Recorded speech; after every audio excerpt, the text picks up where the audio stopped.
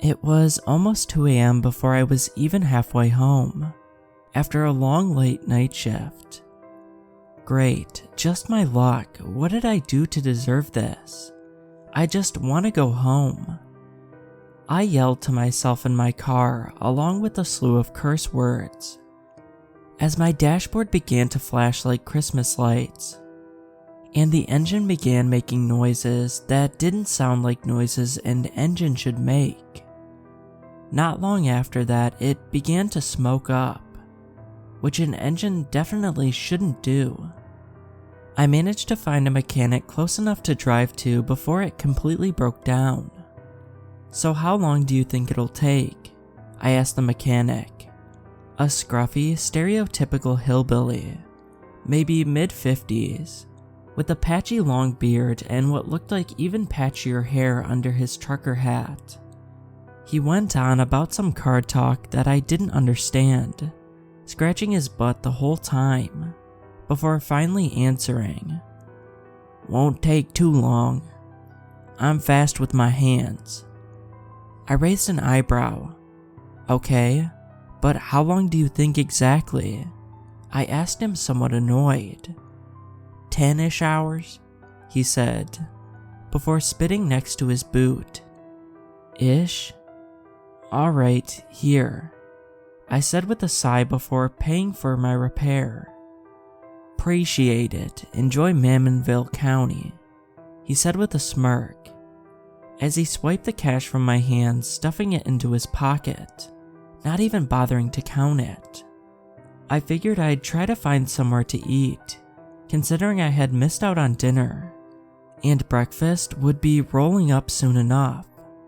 So I called my wife to explain the situation, as if she needed anything, then left the shop. This town was basically in the middle of nowhere, but just barely. It was the type of tiny town you drive through all the time, but never stop at. I found a 24/7 diner that was actually pretty good. I definitely pigged out seriously though. 6 pancakes topped with ice cream, and a side of eggs and bacon for just $6 is too good to pass up. Thanks to my rather large early breakfast, along with a morning dessert, I managed to kill about 3 hours along with maybe another hour playing on my phone, before paying for my meal and leaving the diner. On my way back to the shop, I came across a rather strange building. It looked like a tiny 2-room shack, and was rather far from every other building in the town. I was gonna walk right past till I read the faded sign hanging on the window, "Antiques and Nostalgia for Cheap." Huh, strange. Never heard of anyone selling nostalgia.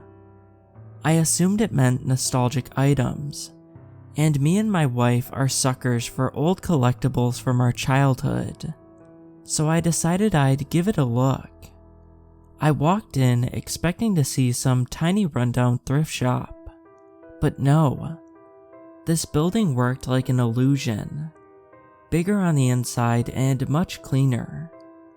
My brain was having a system reboot, just attempting to process what I was seeing.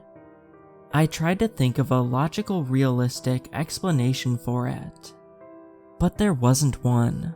The place was just larger on the inside. It looked never-ending, in fact. Just a void with blue honeycomb carpeting, Greek palace-like walls, and a single long aisle, with haunting angelic opera music playing throughout. As I tried taking in my surroundings, a man's voice brought me back to reality. Well, maybe that isn't the best word for it. "Welcome, sir. How are you tonight?" Unlike everyone else I've encountered in this town, his voice was dignified, proper. He spoke like the type of rich guy who feels obligated to talk classy.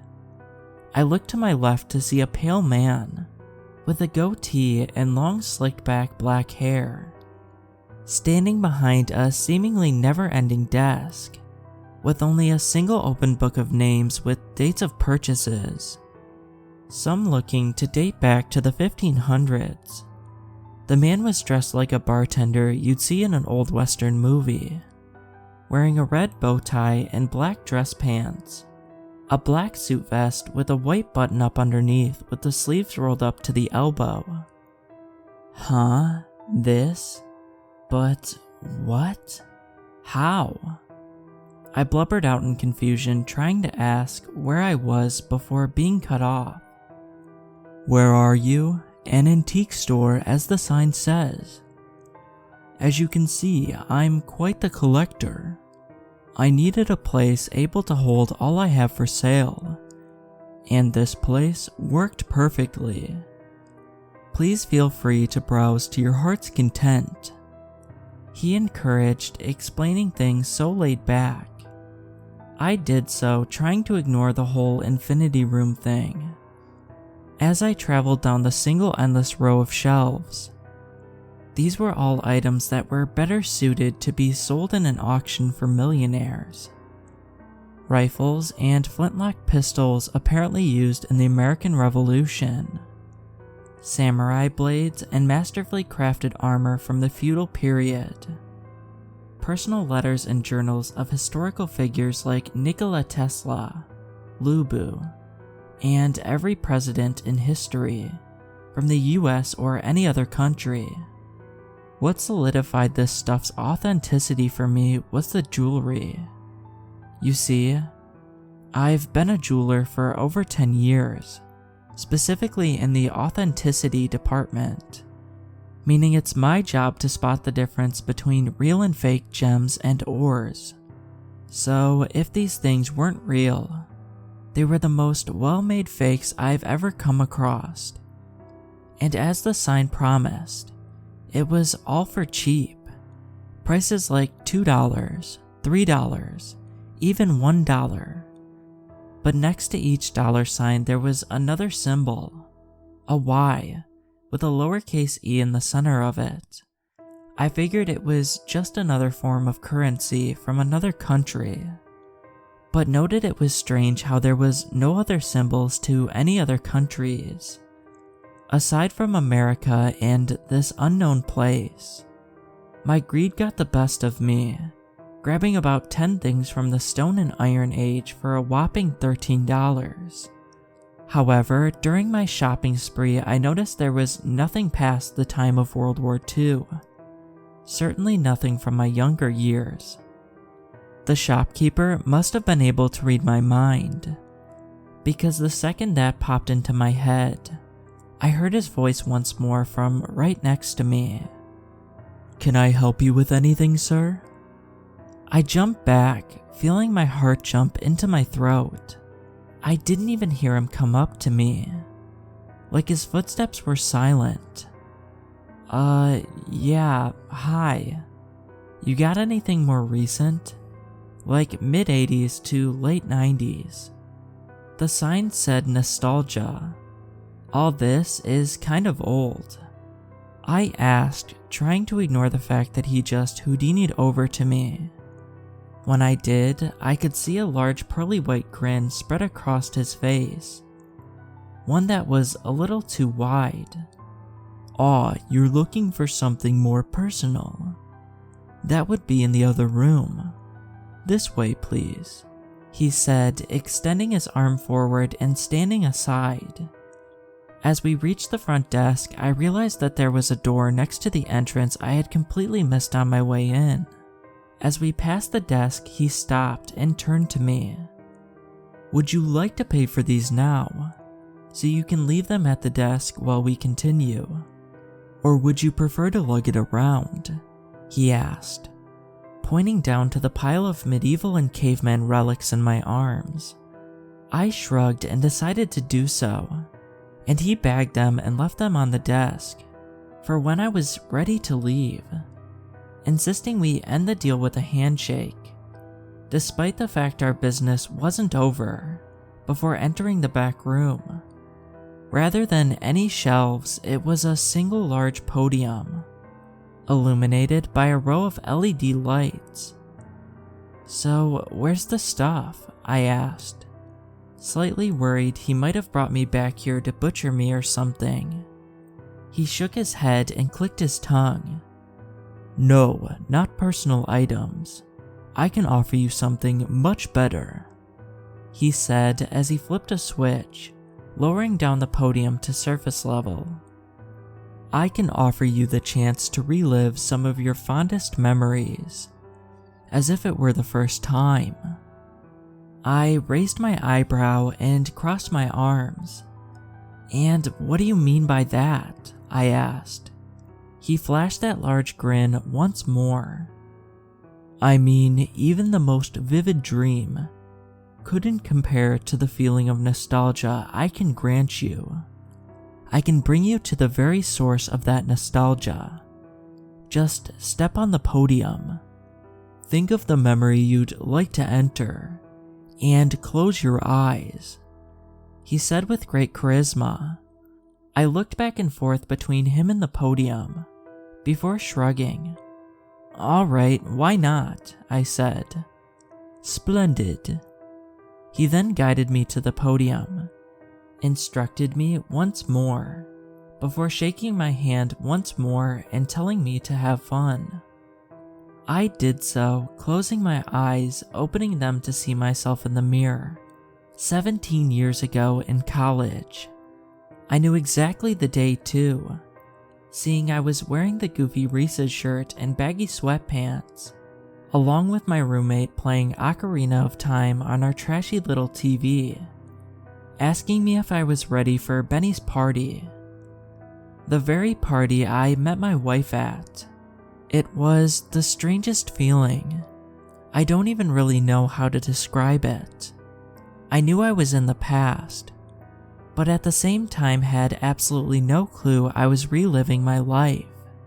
I both could and couldn't speak and move freely, as trying to say anything about the future would make me forgetful, and quickly moving on from the topic.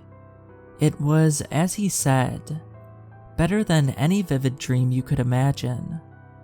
The night went as perfect as I remember, from the enjoyment of reliving a crazy party from my younger years, but more importantly, the feeling of meeting Stephanie for the first time. I remember going mush-brained on sight, getting trashed enough to try and talk to her, getting her old number I've almost forgotten, down to the end of the night ending with how any truly romantic college story normally starts, a drunk one-night stand, and waking up realizing we'd like doing more than hooking up at frat parties. Not long after she left my dorm, the next morning, I woke up back in the empty room with the suited man. "Well, did you enjoy yourself?" he asked with a confident smirk. It took me a few moments to remember I had just purchased temporary time travel, and it was crazy. Holy hell, that was something else, man. How much was it? I asked to fish out my wallet from my pocket. He waved his hand in the air with a cheeky grin. "Not necessary. You've already paid in full," he said as he raised the podium with the number 15, and that same strange Y symbol labeled on the price tags. Unlike the price tags, there was no regular dollar sign next to it. I scratched my head and looked at him. "What does this Y thing mean anyway?" I asked, tapping the metal plate it was engraved on. His response made me freeze from fear. His grin grew much wider. "Years, Mr. Talbot," he announced. I stared at him for a while in shock. How do you know my name?" I asked. I could hear the shakiness in my voice as I asked it. "Why, I know everything about Ryan. I know you were born on November 4th, 1986. I know you almost died of hypothermia when you were 8, trying to catch Santa on Christmas. I know you have twins, Samuel and Samantha. Lovely children, by the way. Need I go on? He said as he crossed his arms. I tried to register the fact that this man I've never seen before in my life knew everything about it. I was so lost about it, I almost completely forgot the first part of his answer. What did you mean by years? I asked cautiously. He threw his head back with a laugh. Is it not obvious? You've paid to relive one of your fondest memories in your past, in exchange for possible memories in the future. He explained matter-of-factly. Does... I tried to mumble out of my somewhat nerve-induced, paralyzed mouth before he answered the questions for me before I could finish asking. Yes, Ryan. You've just given me 15 years of your life. Of course, that's not including the previous spent 13. So that would be 28 years of your life, he said with a sting in his voice, like a loan shark who swindled his biggest debt-racked schmuck. But I gave you money for those things out there, I yelled out, almost in a plea after hearing my remaining lifespan had been shortened by at least a quarter, if I'm lucky. He clicked his tongue again and flashed that same cheeky grin. You can think of that as a donation of sorts. After all, you'll most likely sell at least one of those items for a large sum of money. Surely you won't mind $13. I could feel my rage boil, melting over my frozen paralysis, charging the man, ready to beat the hell out of him. You tricked me, you bastard, I yelled, swinging my fist towards his face, only to land straight onto mine as my knuckles connected with empty air. Tricked you, I heard him say from my left. His voice was different though. It was deeper than anything a human can make. I slowly turned to see a set of crouched goat-like legs with shiny gold-plated hooves. I looked up to see a half-goat, half-goblin-like creature with crimson-red skin, a wolf-like snout filled with gold and even diamond teeth, and eyes that seemed to glow silver. He wore an excessive amount of the finest jewelry, along with a large platinum crown. You came into this store on your own accord, did you not? He hissed, grabbing the hair from the back of my head and pulling it upwards to meet him face to face, his bright silver eyes staring right through me. You had plenty of opportunity to ask what the simple symbol could mean. Did you ask the price for reliving your memory? No, you let your greed guide you, and you've paid the price for it. Now, please take your items and leave. Or shop some more if you'd like. He mocked. Just remember, we don't forget to shake on it when you're done. He finished with another laugh before dropping my head back to the ground. My body felt like it was made of stone, causing me to smack it rather hard, putting me in a heavy daze. I dared not argue with whatever he was, but could only ask one question. Are you the devil? I was horrified at the beast I was seeing. He cackled and slapped his knee. If I had a nickel for every time I've heard that one. Thinking about it, I probably do. No, the old man has no need for such a thing. I mean, neither do I. But there's something just so fascinating, not to mention hilarious, about messing with your human minds. Now, would you like to keep this chit-chat going? He started as he tapped a solid gold watch wrapped around his wrist. I couldn't even say anything, just stare in shock and awe. After a minute, he sighed.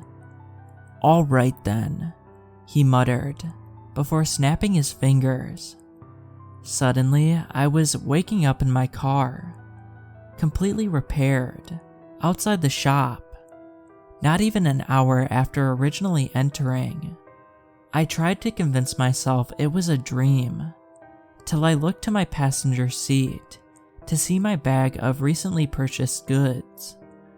I didn't know how to react, so I simply drove home in complete silence, just running loops in my head about what just happened.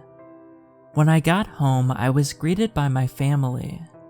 The kids asked to play while Stephanie welcomed me home as she got ready for work. I tried my best to keep my composure, but seeing the ones I love most, right after being told my life has been shortened, cut me deeply. Well, I'm sure they saw it on my face, as the kids gave me a confused look, while my wife asked me if everything was okay. I simply told her it was just a long night, and I was just happy to be home. As he said, I sold most of the items purchased, a lot of the cash being put aside for Samuel and Samantha once I pass. It's been about 14 years since then. Yesterday morning, I got a call from the hospital telling me they had my test results after a rather violent asthma attack a few weeks prior. They said it's lung cancer, untreatable. I've been given an estimate of 3 years left, at best. I'm thinking of taking one more trip to Mammonville, even if only to see if the place still stands. And if it does, well, I've already been given my death date. What's another year or two? Get them one last gift.